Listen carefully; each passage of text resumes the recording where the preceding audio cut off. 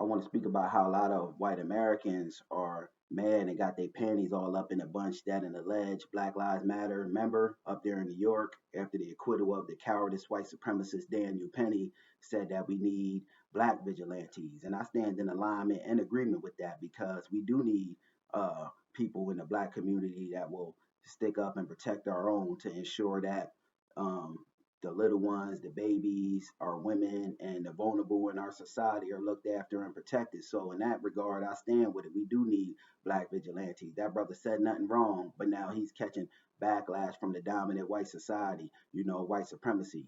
See, the problem is with the dominant white society is that they want us to be in a vulnerable disposition. And when we stand up bold, powerful, and fight the system of racism, white supremacy, and injustice, tooth and nails, they don't like that. They expect for us to be in a vulnerable disposition so people can just come and have their way with us and do with us whatever they please. And damn that, I stand in line and I stand in agreement with what our brother was saying. He spoke a lot of truth to power.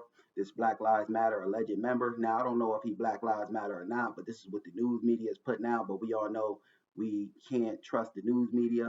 But I don't rock with Black Lives Matter because it was funded by a dude named George Soros. But I was always taught in my coming ups to listen to the message, not the messenger. So I'm in alignment and my soul resonates with that message. We need black vigilantes. We need black people to get out here and ensure the fair and justice scales and the protection of black people. When this can only be done by us, we must ensure that our young ones, our women, our babies, and just the vulnerable in our society are protected. So I got the audio and the video of, just a couple videos, and the right wing racist Fox News, coming at black folks as they always do. You know what I mean? I don't rock with Fox News, but we're gonna walk through it and talk about it, family, how we normally do. Just a second, let me get these videos.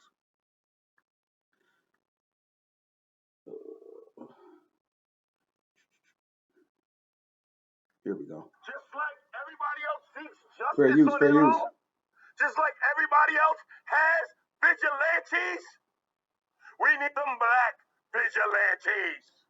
I'm in agreement. I'm in alignment with that. We need black vigilantes, Daniel Penny was a damn vigilante, and he choked out the innocent, and our brother Jordan Neely did absolutely nothing wrong. He was hungry and cold. So, Daniel Penny took the law and the matters into his own hands, and because our brother was absolutely innocent. Our brother did not a damn thing wrong. Jordan Neely lashing out because you hungry and cold, that ain't no crime. And this damn Daniel Penny was a vigilante, took justice into his own hands, and he thinks he's the law and order. You know what I mean? And then you got a system of racism, white supremacy that looks out for these kind of individuals, coddles them and protects them. So yeah, we need some black vigilantes. I'm in alignment and agreement with that, because our brother, what wasn't put out there like that, our brother Jordan Neely was dealing with autism. So yeah, that's the weak in our society, and we got to ensure that these kinds of individuals are protected.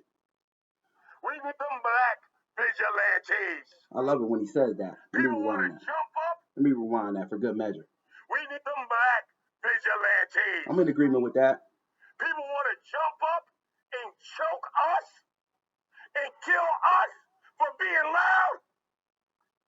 How about we do the same when they attempt to oppress us? Just like and we all know that they love to oppress, especially black people. They love to suppress us, exploit the resources from the community. They just do a whole lot of nonsense when it comes to black folks. You know what I mean? Like that.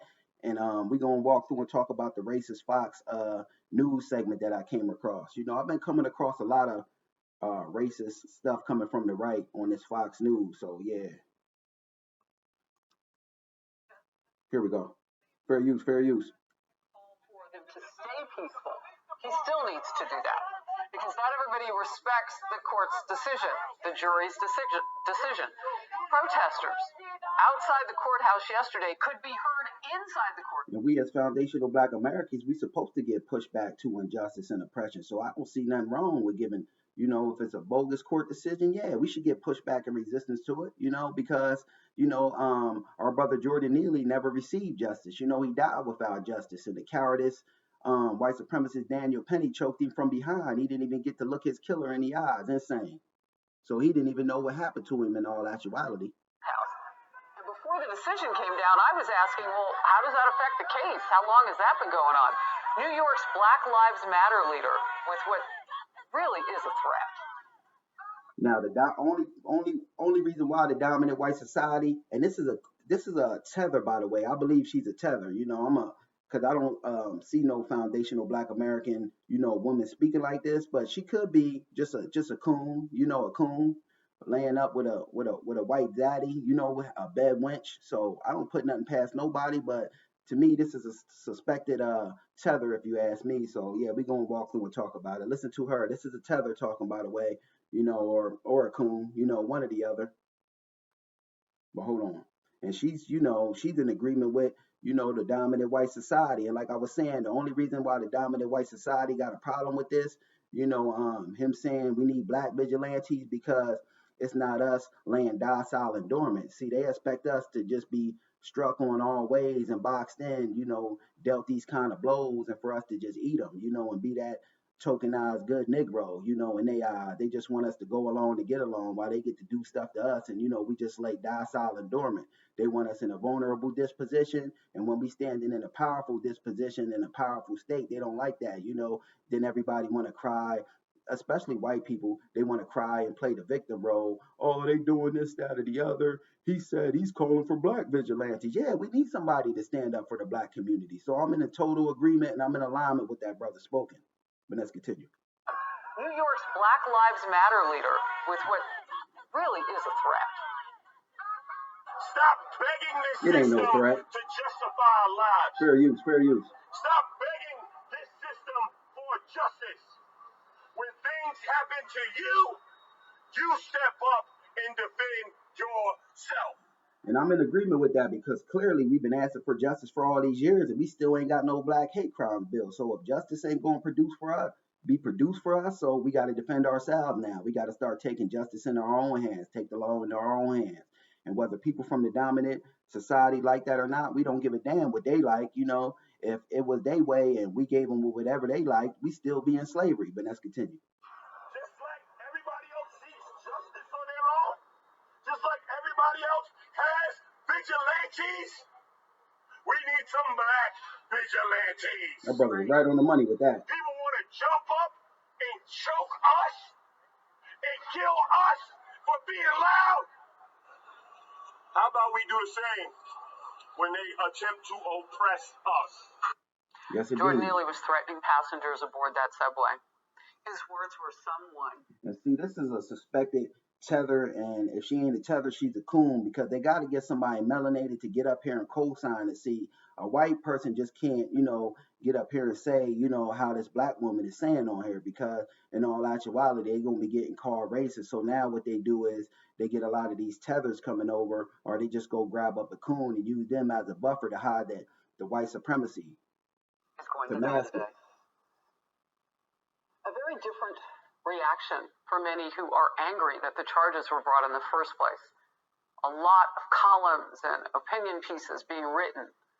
Here's a small sample. Stop electing soft-on-crime radicals like Alvin Bragg. Another. Daniel Penny's innocence and the shame of Alvin Bragg. Fox News legal analyst Greg Jarrett writes, Bragg has done lasting damage.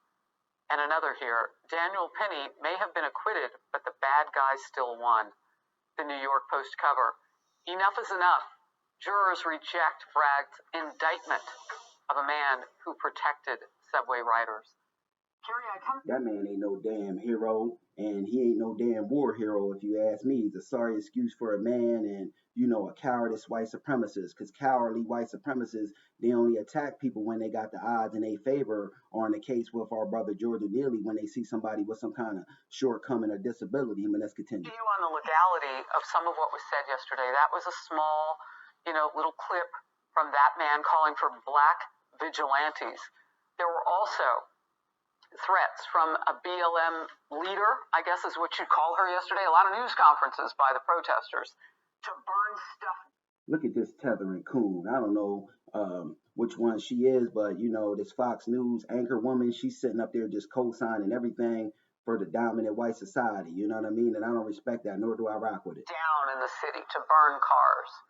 Those are threats. Those are promises of violence. Alvin Bragg should be busy today on that. Mm-hmm. Look, it doesn't come as a surprise that BLM said what they said. They are a discredited and disgraced organization. Now, this is a white woman talking, just keep that in context. That is driven by racism and bullying, and, we never see them showing up in Chicago with all of the gang warfare that's going on there when you have... they love to point to Chicago. That's a white supremacist talking point, too. Well, what about Chicago? What about black on black crime? But what about white on white crime? It's more white on white crime than it is black on black crime. The thing with, our community, the black community, they just propagate ours more, to perpetuate negative stereotypes of the black community for even having black on black crime. And it's all done by design. And if there was a black on black crime in Chicago, we got to look at the elements of why that black on black crime takes place, and it all goes back to systematic racism, white supremacy. You know what I mean? You deprive people of resources and things in the community. What you think's going to happen? You put people in a little small area, and segregate those people to those areas. What's going to happen? And you deprive those areas of resources and things they need. Of course, violence is going to take place, but white people got more violence, going on with white on white violence than black on black violence. But the white on white violence don't get propagated like that because they want to keep a negative stigma on us, if you ask me. And every community got, crimes within their community. You take the Latino community, Latino on Latino community. The Asian community got Asian on Asian community. But you got to ask yourself something, family. Why do they propagate us? Or us having black on black crime? And this is done by design to just keep a negative stigma on black folks. But let's continue. All kinds of, you have African American people dying all the time thanks to gang violence and the like. Where are they then? They're not there.